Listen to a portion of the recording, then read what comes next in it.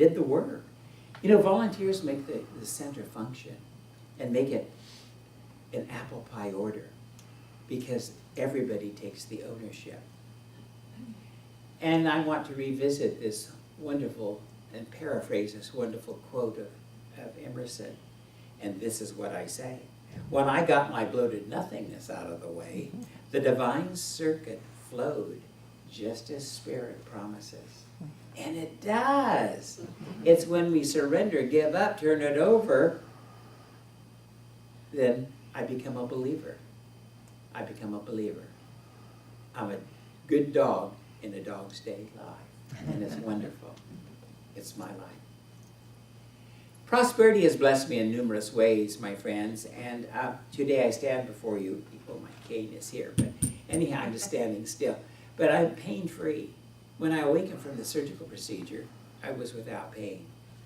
I cannot say that there wasn't discomfort because where the incision was and the challenges of that. But each day it's better. Each day I move freer. Each day I welcome the wellness that is mine and accept it. I had a great opportunity to meet a lot of new friends at the hospital, the nurses and the doctors. Probably my favorite department was the physical therapy department, not because it made me hurt, but because they showed me how wellness and exercise would increase my availability to healing. I look at it as a prosperity treatment in that I became very, very attached to a young physical therapist. Her name is Jordan, and she's supposed to deliver her baby's due today, 21st. A very, very pregnant physical therapist, seated cross in her lotus position, barking these orders. Well, she's a delightful lady, blonde and pretty, and wore nice exercise clothes, and she was just, you know, great. Well, she activated my funny bone. And many of you know that when I get tickled, it's very hard to keep my laugh in a compromised position.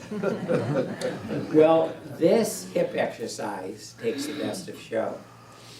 She said to imagine placing a quarter in your buttocks and squeeze and release and squeeze and release and squeeze and release and squeeze and release. I was doing 10 of these. Well, I started to giggle, and I have to say that some of the people in the exercise class weren't quite as relational as I tend to be. Well, I started laughing, and I said, Jordan, I just rolled $10 worth of quarters. I gotta get to the bank. But we did have a good time. Well, on a serious note, Dr. Holmes, the founder of religious science, penned in the textbook, we must know wherever we go that we meet friendship, we meet love, we meet human interest and helpfulness.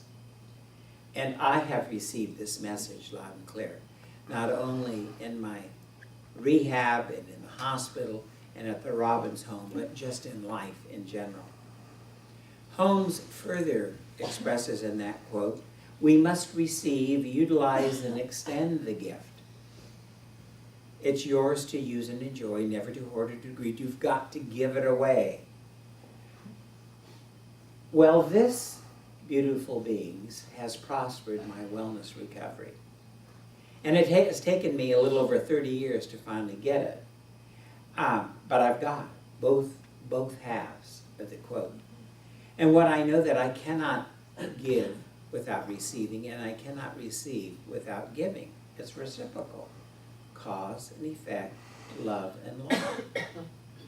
You know, I teach that in the 100 series, and it took me 30 years, 12 and a half years as a minister before I truly got it the last 2 or 3 weeks, that this is the way it works. I've been told that when the lesson needs to be taught and learned, the teacher appears. So all of you have been the teachers. And I'll keep rolling those quarters. That was the funniest thing. If you could just imagine that. Well, anyhow, I have selected something from the textbook that is very meaningful to me and certainly supports and validates where I am not only in the journey of wellness, but in my consciousness at this time. and it's entitled, "The Things I Need Come to Me." Whatever I need comes to me from the all-good. Divine intelligence working through me always knows just what I need, always supplies it when I need it most. This law is unfailing and sure and cannot be broken. I receive my good daily as I go along the pathway of life. I cannot be robbed of my birthright to freedom and to happiness. I receive my good. And I have.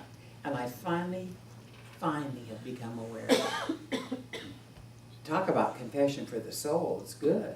Well, I thought, this is, it doesn't get any better than this. It really doesn't. All of life is a joy and a celebration, making an appearance for everyone to enjoy life and to have a good time.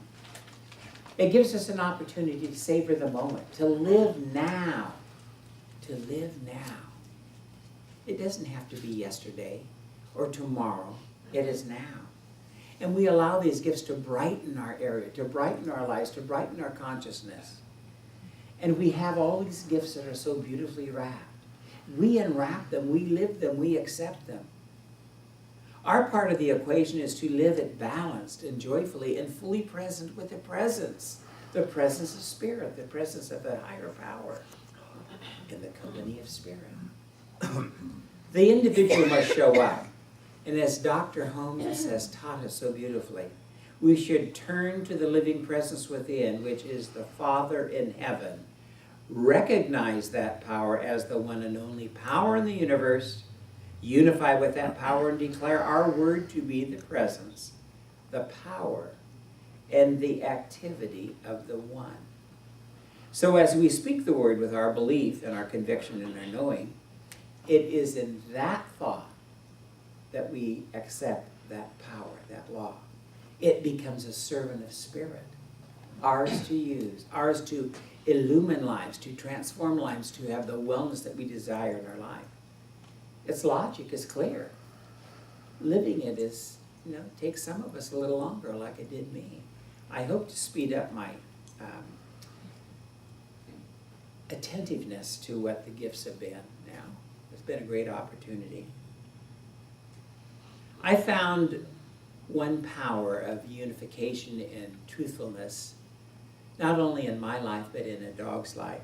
Each afternoon as I was living at the Robins, the dogs would circle and make their presence known. You can imagine hearing deficit Chihuahua, Missy, who is leading the parade, and Emma and Aaron. About 4:30, they would make their presence known. You'd hear a yip and a yipe and a rattle of the collars and all this kind of stuff. Keith was so good, he said, yes, dinner's coming up, be pretty soon. Pretty soon it's more than a polite bark.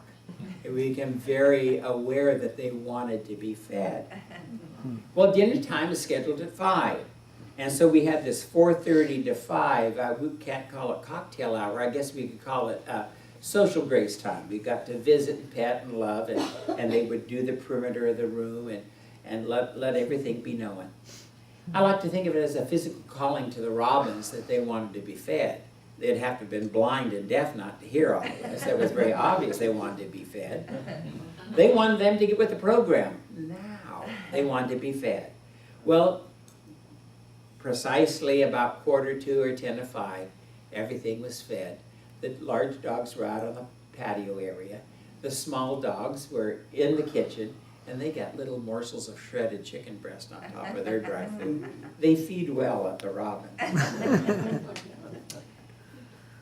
Well, it was a dog's life, all right. It was. They were loved and cared for, and they in turn care and love the individual too. There's such a worthiness of their love, such an appreciation of their love in an authentic way that they just love without any requirement except a pat on the head, a scratch on the back. And the one Irish setter, big girl, and she wants to be a lap dog, and she's probably 45, 50, 60 pounds. Big dog, And I'd say, no, can't do that. Maybe next time I come to visit. Well, last Sunday, after I had been home for 5 or 6 days, I went to visit the dogs. It had nothing to do with Keith and Kathy. But those animals were so wonderful. And it was Emma, I guess, that she liked my bedroom. I said, my bedroom, it's mine after all this time. Well, I looked at her, and here she was in on the bed waiting for me to come to bed. I have become very aware of the infinite gifts, of the gifts of prosperity and love, health, friendship, and each and every attribute of the divine. Out of these gifts have become not opportunities not only for a dog's life, but for my life. I've had the opportunity to see how joyously and how freely animals love, and how freely people love. That when we love and live from our authentic self, that we have no boundaries, we have no restrictions, we're living in the fluidity of life, we flow. There's a world of harmony and order, there's a world of good, and a world that works for everyone. So as I near the end of my lesson, I want to say, magnificent beings, just roll over on your back and scratch, love. Just know, it's so good to have a dog's life. One pat, one scratch, one love at a time. I realize that we're stewards of spiritual practice, that we're placed here, as I said earlier today, to be in service of service, doing service. And to become stewards of our spiritual practice. I'd be remiss to say that I have received far more the last 3 weeks than I have ever given in the 73 years that I've been on the planet. And made me think of what my mother would always say. She said, son, you have time to change. Get with the program. So I conclude with this. The law of attraction carries into life all of your requirements and your needs and your desires, and they are fulfilled by your recognition of them. I trust, I'm happy, and I am radiant, for I enjoy all who I share path with, not only at this center, but in life in general. You are a mixed bouquet of family to me. And for that, I am very prospered and very loved. I like to think of you as my floral family, big, bold, and beautiful, bright and loving. And I close with what Ram Dass spoke to me so early on this morning. When the heart is open, it is easier for the mind to be turned toward spirit. So, hip hip hooray, I am home to stay. And my lesson ends now.